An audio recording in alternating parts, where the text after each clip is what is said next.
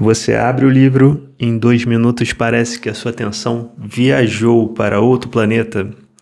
O problema não é a sua atenção, é seu método. Hoje eu vou compartilhar com vocês 4 dicas para melhorar sua leitura e anotação. Primeira, nunca leia desarmado. Use o lápis para guiar fisicamente o seu olhar e marcar o texto. O estímulo motor mantém o seu foco ancorado na página. Segunda, abomine linhas. As pautas de um caderno normal podem gerar poluição visual e confundir o cérebro com TDAH. Terceira, abuse dos marca-textos.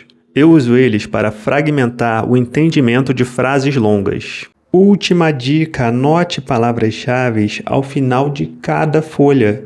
Isso serve como um resumo rápido que força o seu cérebro a consolidar a memória. A sua atenção é o seu superpoder.